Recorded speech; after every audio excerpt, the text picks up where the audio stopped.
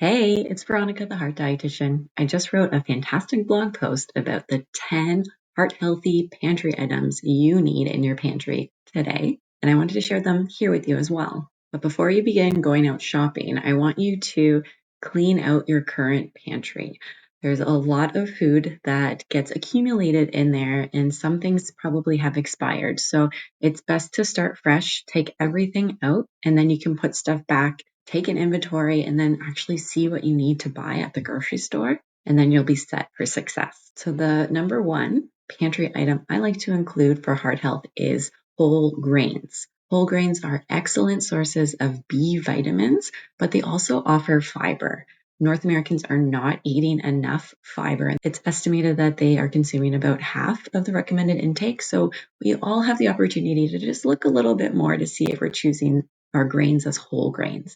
And how you can identify that is look on the first ingredient of any grain product, and it should say whole grain wheat, whole grain rye, whatever you're cooking with, it should say the term whole grain in front of it. So check your cereals, check your mixed grains, and see what's in your pantry. And some of my favorite whole grains to have are oats.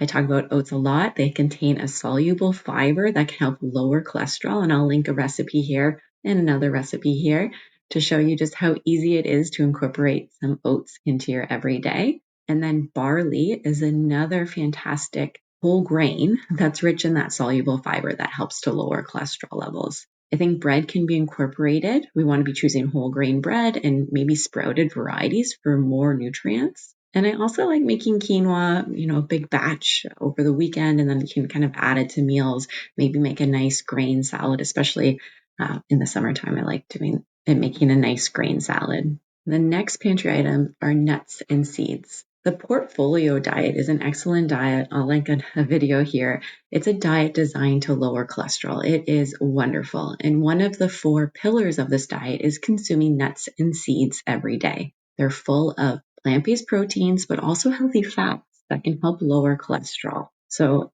nuts are good. Any type of nut is good, actually. But don't forget about the seeds. Seeds are pretty powerful and they're less expensive than nuts.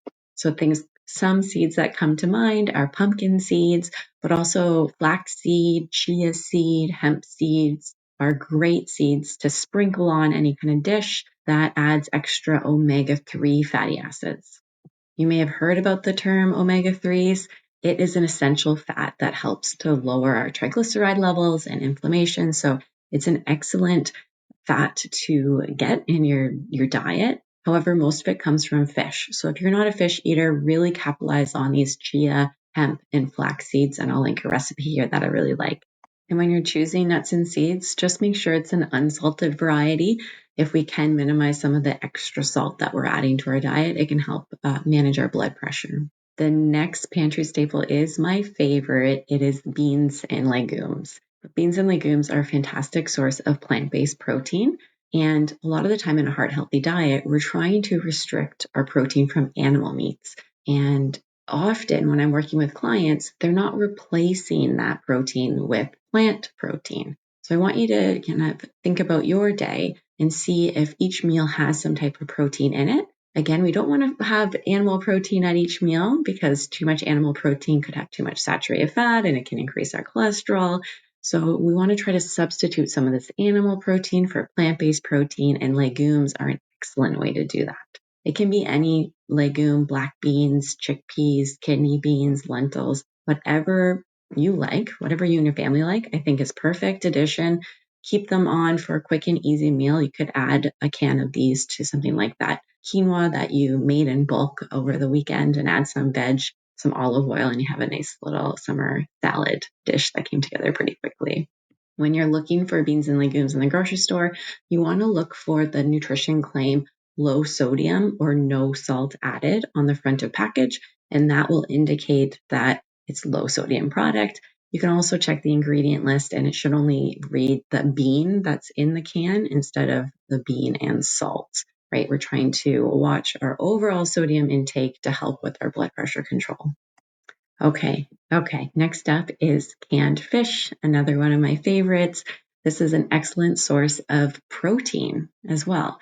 So protein is important to help maintain our muscles, help with weight management because it's very satisfying, it's satiating, and keeps us full longer. Some canned fish that comes to mind that are rich in those omega-3 fatty acids are canned salmon and canned sardines. When you're looking for canned products, just like those beans and legumes, try to look for that nutrition claim that says low sodium on the front of package to make sure that you're choosing a low sodium fish. I'll link some sardine recipes here and here because I love cooking with sardines. They're inexpensive and they're very low in mercury.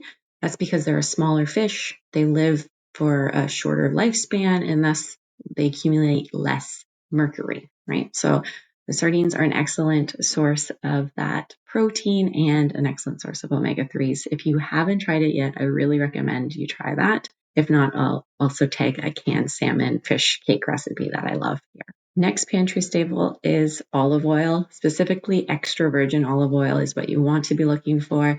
That means it's the first press of the olives, and it's going to have the most antioxidants, phytochemicals that can really help with inflammation. So choosing olive oil as your main source of fat. So olive oil is in accordance with the Mediterranean diet, and the Mediterranean diet has extensive research that eating this way can help prevent a primary cardiac event as well as a secondary cardiac event. So it's a really powerful way of eating for your heart, and extra virgin olive oil is a key component of that.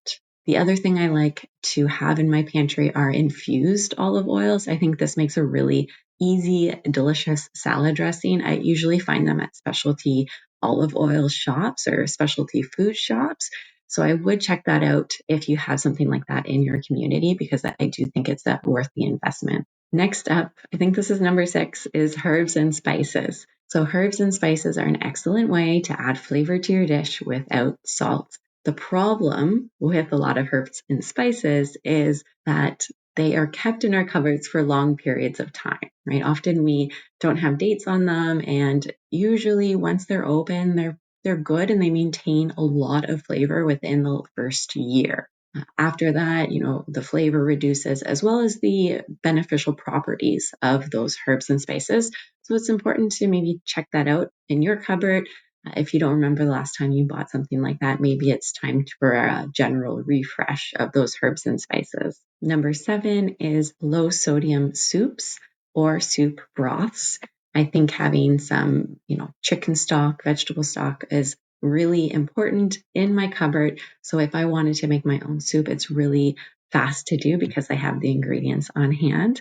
I also like adding this broth when I'm making grains. So something like my barley or quinoa, you can actually cook it with broth instead of water, and it adds a ton of flavor. So try that if you haven't done that already, and let me know what you think in the comments. It's just important when you are buying the soup broths or even low sodium soup is that you're looking at that nutrition facts panel and you're looking for the amount of sodium that are in the products. Generally, we want to aim for about 140 milligrams or less per serving when you are looking for any types of soup broths in the market. I have 2 favorite soup recipes that I'll link here, and then I'll link another one here for you to try if you haven't tried a cholesterol lowering soup before. Next, we have canned tomatoes or vegetables. I think these are really important because they can offer a lot of antioxidants, vitamins, minerals, and it's an easy way to add flavor to meals as well. So opening up a jar of, red peppers. So opening up a jar of roasted red peppers, throwing it in your salad, I think is an easy addition. Canned artichokes are wonderful, or canned tomatoes is definitely a staple.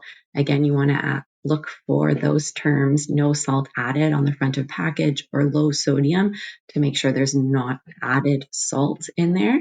And if you can't find canned vegetables with the nutrition claim on it, always rinsing them is a great way to try to reduce the added salt in canned vegetables. Number 9 is vinegars. I think vinegars is a really nice way to add some flavor, and it helps to reduce the salt when you're cooking. It also makes for a really nice salad dressing when you pair it with extra virgin olive oil. My favorite is balsamic vinegar, but apple cider vinegar is also a nice alternative. And finally, number 10, we talked about canned vegetables, but also canned fruit is an okay choice. especially if you can't get to the grocery store on a regular basis and maybe fruit isn't in season where you live. Canned fruit is a great alternative. When you're looking for canned fruit in the grocery store, I want you to look for canned fruit in water or in its own juice instead of fruit in syrup. And that's because we can try to cut out the added sugar as much as possible by doing that. I love adding my canned fruit to cottage cheese, Greek yogurt in the morning. It makes a really nice snack or even a dessert after dinner. So I try to link lots of recipes throughout about how to use these foods, but you can also subscribe to my weekly newsletter and you get a free Heart Healthy 7-day meal plan as a thank you for signing up. I'd love for you to join my community, and I hope you enjoyed this video. If you did, stick around and subscribe, and I'll see you next week.